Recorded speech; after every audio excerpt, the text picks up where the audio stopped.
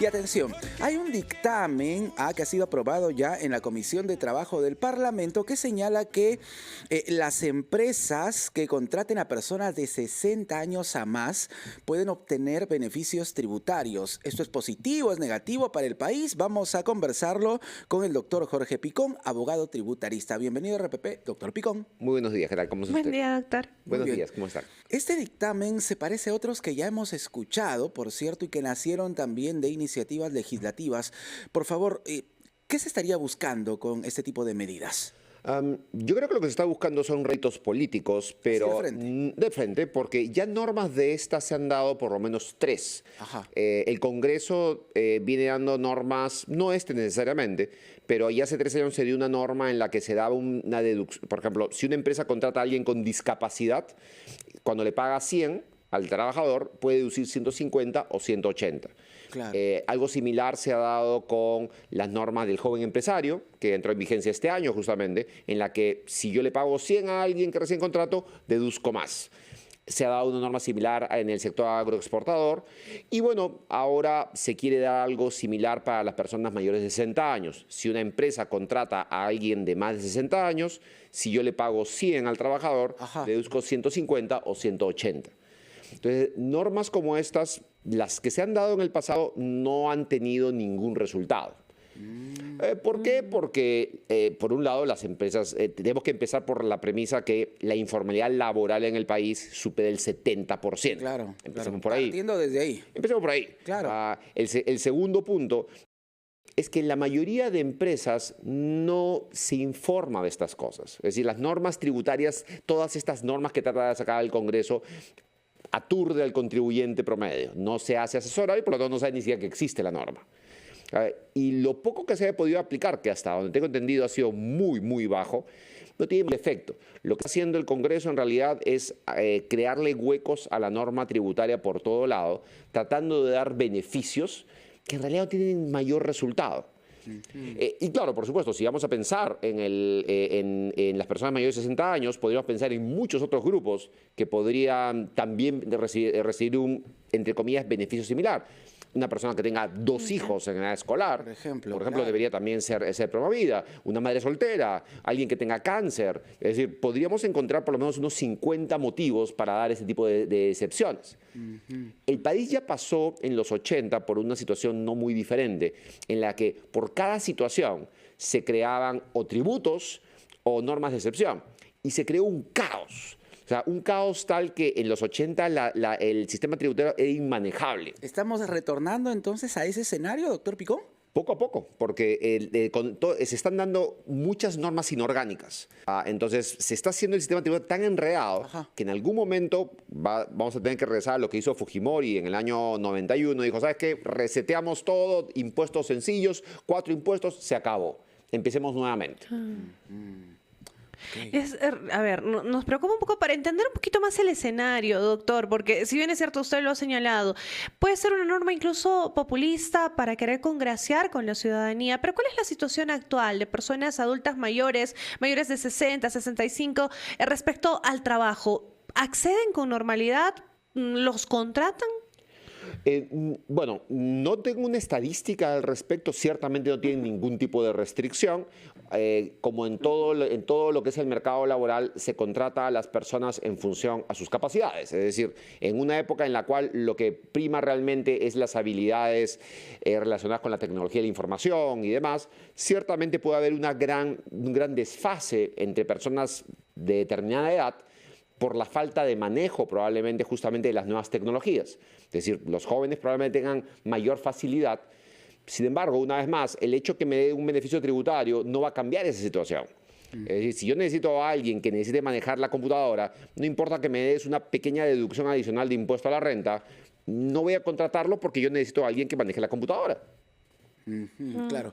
Ahora, doctor Picón, hablamos entonces de que el Congreso estaría buscando una suerte de rédito político, ¿correcto? Con este tipo de normativas.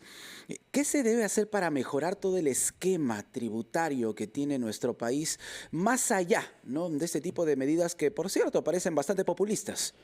Lo que viene pasando en los últimos, creo que por lo menos el año anterior, y creo que en este año se va a dar mucho por el tema político, es normas inorgánicas para pequeños grupos. Salió esta norma en la cual a los equipos de fútbol se le permitía la deuda tributaria, lo cual es una barbaridad, porque uno decía, oye, ¿y por qué no una empresa que tiene a 10.000 trabajadores? Exactamente. Sin embargo... Seguimos con esto de los grupos, ¿no? De los pequeños grupos de interés que promueven una norma y el Congreso la aprueba muchas veces sin saber a quién está promoviendo, o un pequeño grupo sabe perfectamente a quién está promoviendo en todo caso. Claro.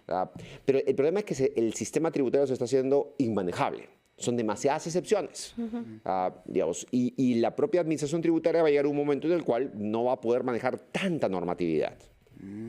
Ahí está el problema, entonces. Bueno, y teniendo en cuenta también que hay deudas sin saldar todavía, doctor, ¿y cómo quedan las pequeñas empresas, por ejemplo? Las pequeñas empresas tienen sistemas de incentivos tributarios, en todo caso, sistemas tributarios mucho más sencillos. Sin embargo, actualmente tienen el régimen MIPE, que es un régimen que da una serie de facilidades, tanto el tema laboral como el tema tributario.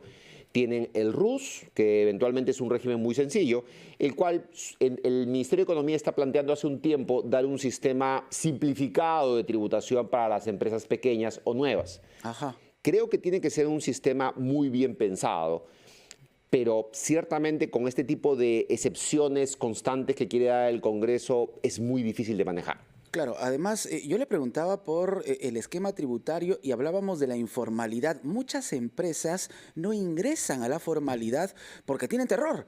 Terror de que definitivamente el pago de los impuestos, bueno, los manda a la quiebra. ¿Esa es la verdad?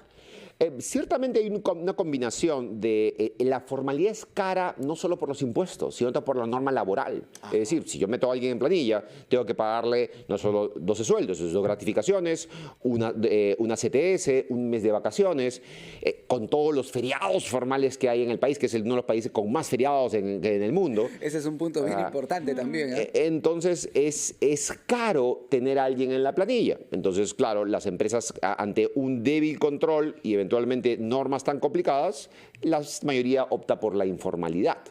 Pues la informalidad tiene 20 motivos, no solamente es el sobrecosto tributario y laboral, también todo el dinero de la economía ilegal e informal en el país es enorme. Claro. Y eso mantiene a un enorme grupo en la informalidad y en la ilegalidad también. Claro, y este tema de la informalidad es gravísimo. En realidad, doctor, con las leyes que se están dando desde el Congreso de la República, ¿podemos hacerle frente justamente a eso, la informalidad? La informalidad es algo que no entiende ni el Congreso y parece tampoco el Ejecutivo mucho. No se puede atacar con una norma, porque la informalidad por definición es el no cumplimiento de una norma. Entonces, por muchas normas que me des, ¿por qué voy a formalizarme si estoy pagando 0 y me siento cómodo? O sea, el formal, por el contrario, tiene que estar gastando un montón de plata y encima se siente más incómodo o más en riesgo que el informal. Entonces, la única manera de atacar la informalidad es en la calle. Es la administración tributaria y la laboral, en este caso, tienen que crear percepción de riesgo. Y es un tema que yo lamento que el comportamiento de las administraciones tributarias y laborales de los últimos años, probablemente 10 años, han permitido que la informalidad crezca muchísimo.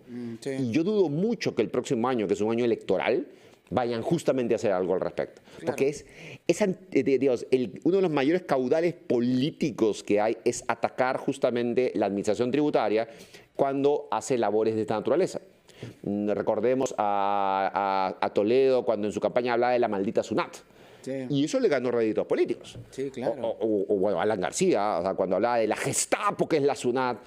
Y claro, le ganaba réditos políticos, porque todo el mundo dice, sí, no, es el colmo que SUNAT sea tan dura. No es el colmo, debería ser más dura. Claro, ahora, ya, SUNAT debería ser más dura, perfecto, pero ¿cómo también fomentamos no solo la formalidad, sino también el incentivo para las pequeñas empresas que están cumpliendo con la normativa, con las reglas, con el fin de que no se desalienten también, doctor Picón?